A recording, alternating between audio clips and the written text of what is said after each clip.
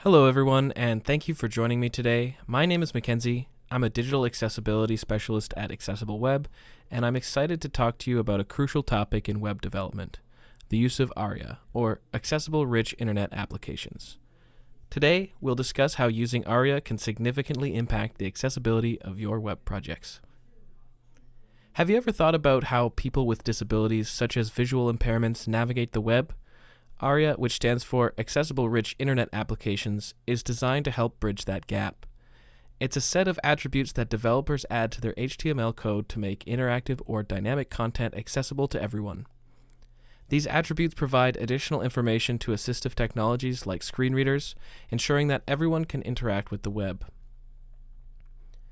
Not all HTML elements are accessible by default. While some, like buttons or links, are designed with accessibility in mind, others, especially custom or interactive components, need ARIA to communicate their purpose to users who rely on assistive technologies. By using ARIA, developers ensure that the web is inclusive, enabling people with disabilities to interact with websites more easily. When a web page loads, browsers create two structures: the Document Object Model, also known as DOM, and the accessibility tree. The DOM represents the structure of the web page, while the accessibility tree is what assistive technologies rely on. ARIA attributes provide additional information to the accessibility tree, describing the role, state, and properties of elements so that screen readers can present them correctly to users. It's important to remember that ARIA is a tool to enhance accessibility, not a replacement for using semantic HTML. Let's look at a simplified example of a custom accordion. In the first version, we have a basic accordion structure using plain HTML without any ARIA attributes. This accordion might look like a functioning UI component to sighted users, but for those using assistive technologies, it doesn't communicate its interactive nature. To make this accordion accessible, we need to add ARIA attributes. In the updated version, we follow ARIA guidelines for accordions. First, the accordion header is wrapped inside a heading element, in this case, an H3 tag, which helps maintain proper document structure and outlines the hierarchy of the content. Next, we apply the role equals button attribute to the header to let assistive technologies know that this is a clickable element. The ARIA expanded attribute is also added. Initially set to false, indicating that the content is collapsed by default, when the user clicks the accordion, this value will toggle between true and false to reflect the state of the content. We also use the ARIA controls attribute to associate the button with the content it controls. This links the button with the content section identified by the ID equals accordion panel 1. The panel content is wrapped in a div with role equals region, providing additional context that this area contains expandable content. Finally, the ARIA labeled by attribute further ties this region to the corresponding button, ensuring that the users navigating with assistive technologies can understand the relationship between the header and the content. It's important to note that ARIA should be used with care. Whenever possible, start with semantic HTML. A button should be a button element. A heading should be an H1. ARIA should only be used when semantic HTML alone isn't enough. And of course, testing is critical. Make sure that you test your applications with screen readers and other assistive technologies to verify that everything works as intended.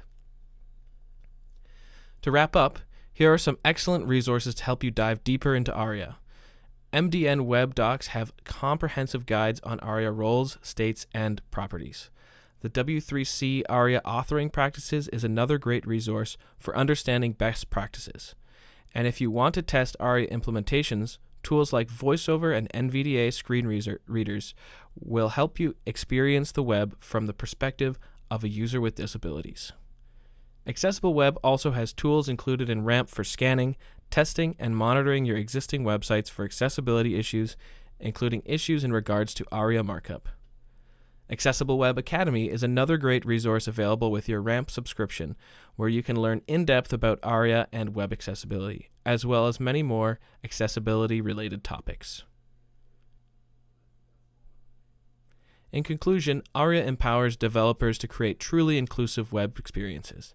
It may seem like a small addition to your code, but for many users, it makes a world of difference. By keeping accessibility in mind from the start, we can help build a web that everyone can use. Ramp. Thank Ramp you. is set up to monitor various websites. This is kind of an internal training account that we have right here. And in this Shroot Farms training example that we have, I'm going to first show you that we have about 27 pages that are being monitored, and Ramp is scanning every single page with the ACTS core rule set. So depending on the page, you can fire this up and it'll find the individual errors on each page, but Ramp will take it the next level and create an aggregated list that we call our recommended action items. So what this view is right here is this is the entire website's failures and elements combined and aggregated so that the most present issues are displayed, the most present and the most frequent and the most critical issues are displayed first. And then it filters down into stuff that might be less critical and on one or two pages. So Ramp supports the ACTS core rule set and all of the ARIA failures that can be detected by ACTS, we can detect. So you can see here as one example, and I think there's really only one ARIA problem on this specific example website. But right here, Ramp has found a required ARIA attribute of slider in main is not present. And like all failures that we find with our tool, what we've done is we've also built in a whole library of remediation recommendations on top of the ACTS core rule set. So with our tool, you could find this ARIA failure. We can see this exists on 2 pages. We're going to add a remediation task, and then you'd be able to, for example, open this up. It's on our beat varieties page, and you can see where the issue exists right here, along with remediation instructions on how to fix it. So that's one example. The next example that's not automated scanning is in our manual audit tool. So with our manual audit tool, there's various tests for different ARIA best practices, and ARIA is built into a lot of the remediation suggestions we have in here. 4.1.2 name role value. This is probably the best example that we have in our manual audit tool. So for this particular success criteria, all elements must have the appropriate ARIA widget role, name, states, and properties for their function. I'm going to pop open this. So this will open up the page we're auditing, plus our Chrome extension. And you can see here, we've got a few different ARIA tests to run.